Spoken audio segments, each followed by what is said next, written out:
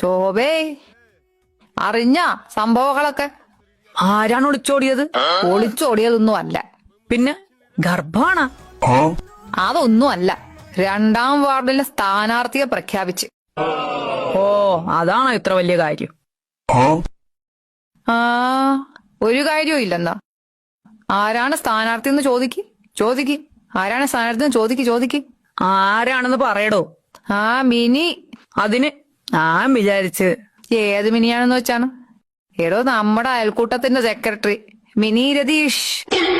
അയ്യോ, അവളാ? ഷോ, ഇപ്പൊ തന്നെ അവൾക്ക് കൊമ്പിത്തിരി കൂടുതലാണ്. നമ്മുടെ അയൽക്കൂട്ടത്തില് 4 അക്ഷരം കൂട്ടി വായിക്കാൻ അറിയാവുന്നതിന്റെ അഹങ്കാരം അവൾക്കുണ്ട്. ഇനി മെമ്പർ കൂടി ആയ 9 കയറും അവള്. എന്റെ പട്ടി കൊടുക്കും അവൾക്ക് വോട്ട്. അതിന് തന്റെ വോട്ട് അവൾക്ക് വേണ്ട.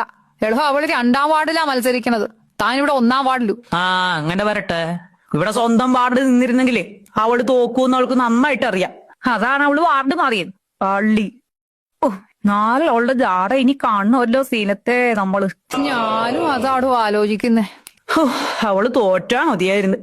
എന്റെ തെക്കേടെ തേവരെ, അവള് തോറ്റ ഞാൻ അങ്ങേരെ കൊണ്ട് തേവർക്കൊരു ശയനപ്രദർശനം നടത്തിയേക്കാവേ. എന്തിനാ അമ്മേ അച്ഛനെ ഈ കാര്യത്തിനൊക്കെ ബുദ്ധിമുട്ടിക്കുന്നേ? എന്നാ നീ ഉരുളടി. അച്ഛനെ അതൊക്കെ ചെയ്തോളൂ. അങ്ങേർക്ക് ഇതൊക്കെ നല്ല ശീലമാണ്. ഒരു അച്ഛൻ സ്നേഹി വന്നേക്കണം. എങ്ങനാണേലും അവളൊന്ന് തോറ്റാ മതിയായിരുന്നു.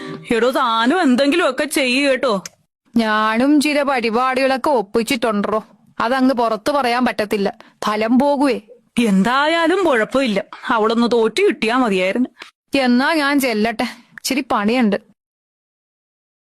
എടോ, മുട്ട വേണേ പറയണേ. വേണ്ട, ഉണ്ടടോ.